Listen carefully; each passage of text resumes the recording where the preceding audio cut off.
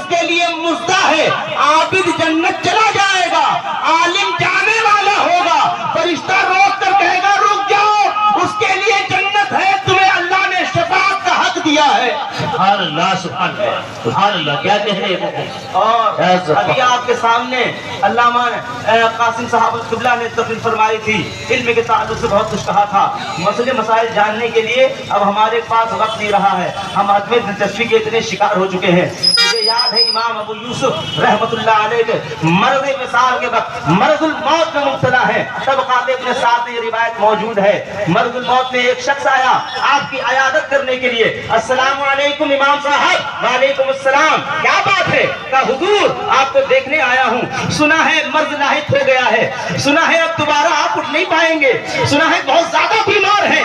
کہا ہاں بات صحیح ہے لیکن انشاءاللہ تعالیٰ صحیح ہو جاؤں گا، بیٹھو تو صحیح، ایک بات کرنی ہے۔ کہا حضور آپ بات نہ کیجئے، آپ مریض ہیں، طبیب نے منع کیا ہے، کہا ارے رہنے دو، طبیب منع کرتا ہے کرنے دے، لیکن میری بات تو سنو۔ وہ بیٹھ گئے، اس کے بعد امام ابو یوسف نے اس سے پوچھا ذرا ایک مسئلہ مجھے بتاؤ، شرعی مسئلہ ہے۔ کہا حضور کیسا مسئلہ؟ کہا رمی جمار کا مسئلہ ہے۔ وہ حیرت میں ڈوب گیا، کہا حضور مرض الموت میں مبتلا ہیں، کھٹیا پر لیٹے ہوئے ہیں، بستر مرگ پر ہیں، آپ کو شرعی مسئلہ یاد آ رہا ہے، شرعی مسئلہ یاد کرنا چاہتے ہیں؟ حضور ٹھیک ہو جائیے گا پھر بات کر لیجیے گا۔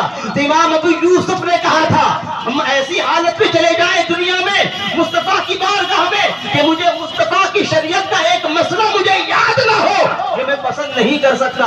یہ آپ کے اکابرین کی عادتیں رہی ہیں، یہ آپ کے اکابرین کا شوق علم رہا ہے، یہ آپ کے اکابرین کی زندگی رہی ہے۔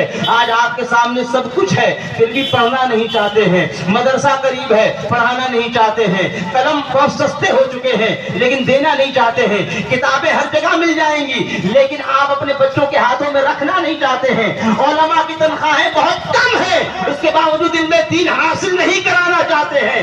فیشن ہر کہیں آپ کو مل جائے گا، یوروپین اور ویسٹرن کلچر جیسی زندگی ہر کوئی جینا چاہتا ہے اور اسی زندگی پر جینے کو وہ اپنے آپ میں فخر کا احساس کرتا ہوا نظر آ رہا ہے۔ لیکن میں آپ کے سامنے یہ بات رکھنا چاہتا ہوں، علم دین حاصل کیجئے، کہیں پر بھی کوئی مسئلہ ملے اسے جان لیجئے، علماء تقریریں کریں اسے سن لیجئے، اسے دل میں جگہ دیجئے، دامن میں بھر لیجئے، دماغ میں بسا لیجئے، اور اس حال میں جب موت آئے گی تو انشاءاللہ تعالی جہاں ساری دنیا موت کے وقت پریشان ہو جاتی ہے وہاں علم دین حاصل کر کے جائیں گے تو موت کے وقت آپ کو اللہ مسکراہٹ نصیب فرمائے گا، آپ کے چہرے پر اطمینان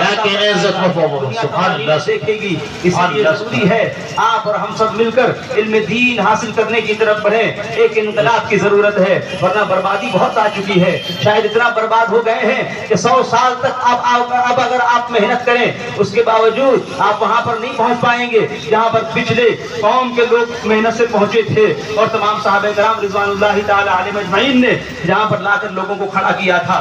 سب سے بڑا مسئلہ ہمارے یہاں اور آپ کے یہاں یہ ہے جو چیز ہمیں دکھتی ہے ہم اسے بہت اچھی طرح سے مان لیتے ہیں، دنیا دکھ رہی ہے، دنیا کے لیے سارا اہتمام ہم کر رہے ہیں، خدا نہیں دکھتا اس لیے خدا کا خوف ہمیں محسوس نہیں ہوتا ہے، گناہ کرنے کے بعد محسوس نہیں ہوتا، کسی غریب کو تھپڑ مارنے کے بعد محسوس نہیں ہوتا، کسی کی 2 گز زمین جھڑپ لینے کے بعد محسوس نہیں ہوتا۔ ایسے لوگ ہیں اہل اسلام میں مسلمانوں میں کئی 100 کروڑ کے مالک ہیں، کئی 100 کروڑ کے مالک ہیں اور نہ جانے کتنے ایسے مدارس اسلامیہ ہیں جو 2 لاکھ روپے 1.5 لاکھ روپے میں پورا سال مدرسے کے بچوں کو پڑھاتے ہیں اور 8 10 بچوں کو حافظ قرآن بنا کر نکال دیتے ہیں۔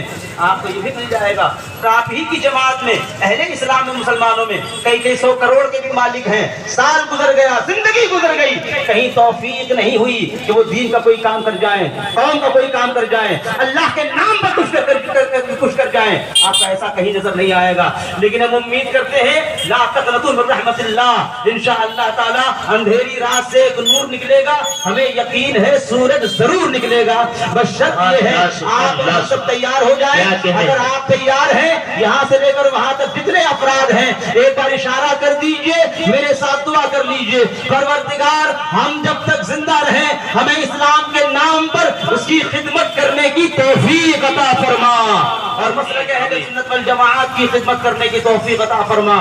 खौफ खुदा क्या शय है, ये बुजुर्गों से हमें सीखना चाहिए। अपने बुजुर्गों की बारगाह में आइए तो आपको मालूम होगा, यही बाराबंकी के पास देवा शरीफ है। देवा शरीफ की एक बहुत बड़ी हस्ती का नाम है, उनका नाम लेंगे आप सब सुभान अल्लाह कहेंगे। उनको सारा हिंदुस्तान सरकार देवा सैयद वारिस अली शाह के नाम से जानता है। सरकार वारिस अली शाह रहमतुल्लाह अलैह की जिंदगी का अपना एक खास अंदाज रहा है। वो खास अंदाज ये था कि एक पीले कलर का कपड़ा आप पहना करते थे जो आप सिलवाते नहीं थे, वो ऐसे ही आप कफन के तौर पर लपेट लिया करते थे। एक दिन एक शख्स ने सरकार वारिस अली शाह रहमतुल्लाह अलैह से आकर कुछ पूछा और उसने कहा कि हुजूर जरा हमें ये मसला बता दीजिए। आपने कहा बेटा बताओ क्या बात है। कहा हुजूर ये जो कपड़ा पहनते हैं बगैर सिला हुआ, हमने ये किसी को पहनते हुए नहीं देखा है। पीले कलर का ये लिबास आप पहनते हैं, बगैर सिला हुआ पहनते हैं। मैंने दुनिया में और लोगों को देखा है वो सिले हुआ लिबास पहनते हैं, आप ये बगैर सिला हुआ कपड़ा क्यों पहनते हैं। तो उन्होंने जवाब दिया बेटा दरअसल ये बगैर सिला हुआ जो कपड़ा है ये इसलिए पहनता हूँ ताकि मैं महसूस कर सकूं कि मैंने कपड़ा लिबास कुर्ता पैजामे के तौर पर नहीं पहन रखा है, कफन के तौर पर पहन रखा है। उसने कहा हुजूर कफन तो मुर्दा पहनते हैं जो मर जाते हैं, आप तो जिंदा हैं, आप क्यों पहन रहे हैं। तब उन्होंने जो जवाब दिया वो सुन लीजिए। उन्होंने दरअसल जिंदगी में कफन इसलिए पहनता हूँ ताकि जब जब अपने आप को आईने में देखूं तो आईने में मुझे मेरा कफन दिखे, क्योंकि जब जब कफन मुझे दिखेगा मुझे मेरी मौत याद आएगी और जब जब मुझे मेरी मौत याद आएगी मुझे मेरा खुदा याद आएगा। अल्लाह सुभान को याद अल्लाह क्या कहने ने ये बना रखा है। क्या आप और हम भी खुदा को इस तरह याद करने के लिए तैयार हैं? क्या हम भी खुदा को इस तरह कभी याद करते हैं? हाँ उस वक्त याद करते हैं जब परेशानियां आती हैं, जब मुसीबतें आती हैं, जब मौत आती है, जब कोई उल्फत आती है, जब किसी का हंगामा बर्पा होता है, जब किसी की जिंदगी बर्बाद होने वाली होती है, तब खुदा याद आता है। वरना ऐसे मौकों पर जब शादियां हो रही हो तो खुदा का कलाम कहाँ है, खुदा की बातें कहाँ हैं। कुरान के बारे में तो हम आपसे बस इतना बता दें कि कुरान एक ऐसी किताब हमारे और आपके दरमियान बन चुकी है जो सर और पैर का दर्द खत्म करने वाली फकत किताब हो गई है। मौलाना साहब कुरान पढ़कर फूंक दीजिए पैर में दर्द है, सर में दर्द है, या इंसान इतना ज्यादा चालाक हो चुका है उस वक्त पढ़ता है जब उसे पता होता है कि 70 गुना सवाब ज्यादा मिलेगा, या उस वक्त पढ़ता है जब उसे पता सिर्फ सवाब के लिए कुरान को पढ़ा जाता है। जिंदगी को बेहतर बनाने के लिए भी कुरान नाजिल हुआ है मेरे भाई। एक सेहतमंद मुआशरे की तश्कील के लिए कुरान नाजिल हुआ था। ग़ज़वा बदर जो हुई है फकत इसलिए नहीं हुई है कि आपके सर और पैर का दर्द खत्म कर दिया जाएगा, कुरान इसलिए ले जाइए, इसलिए भी कुरान को लाया गया। अल्लाह के रसूल सल्लल्लाहु अलैहि वसल्लम ने उसके लिए मेहनतें की हैं ताकि आप अपनी जिंदगी को उसमें ढाल सकें।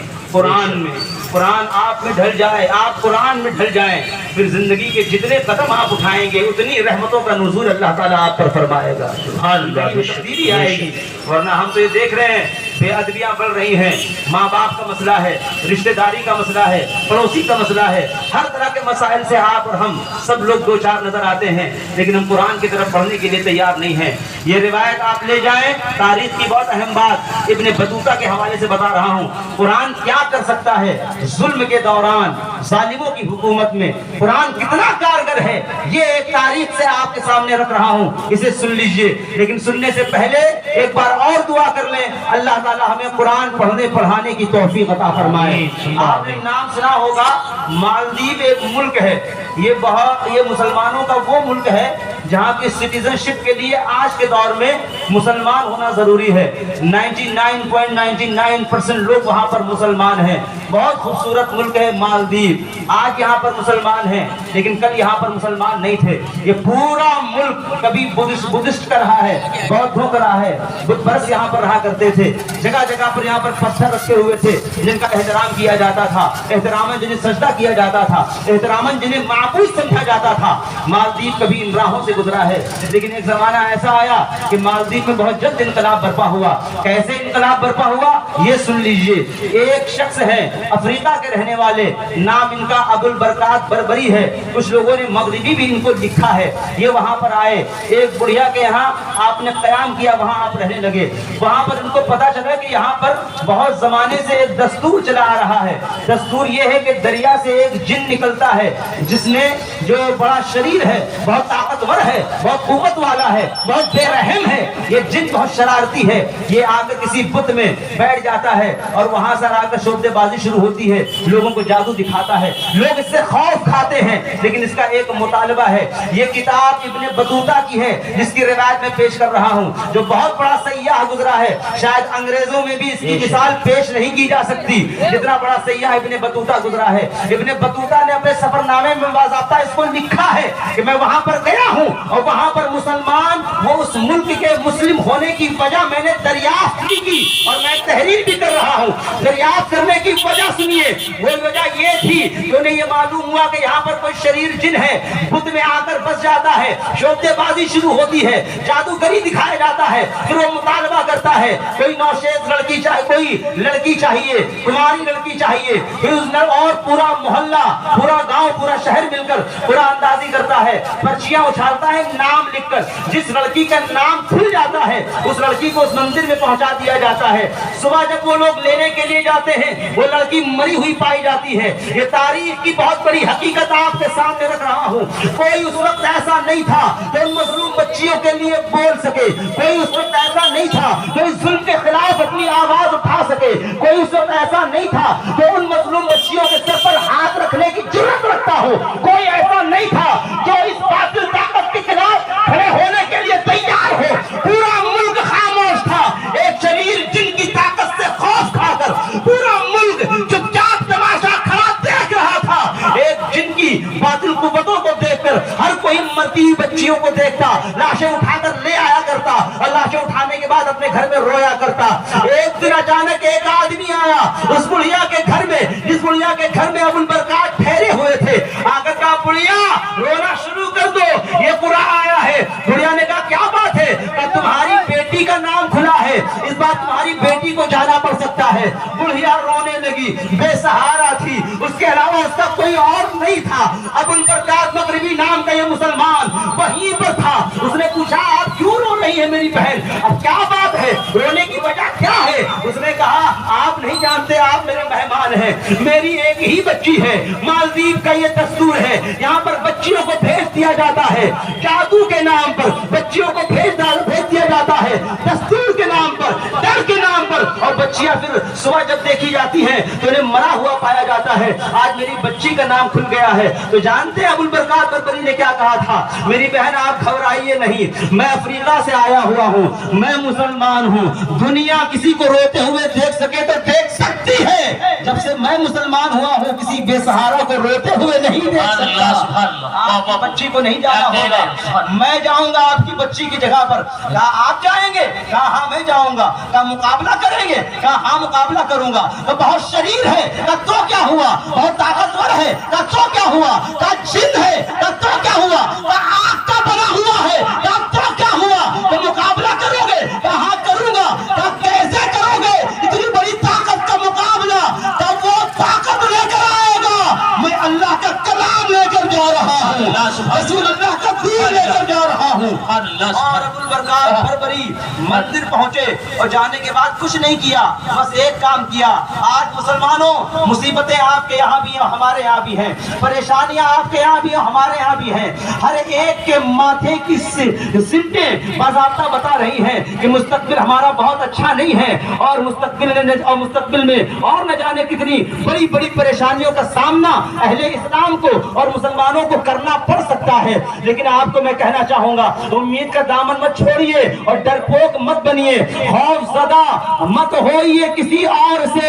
एक बात हमेशा सुन लीजिए, ये बड़े बड़े मुसलमानों ने तने तनहा बड़ी बड़ी ताकतों का तो पहले जमाने में मुकाबला किया है। तो जानते हैं, इनसे पूछा गया, ये मुकाबला कैसे करते हो? इन ताकतवरों से डर नहीं लगता?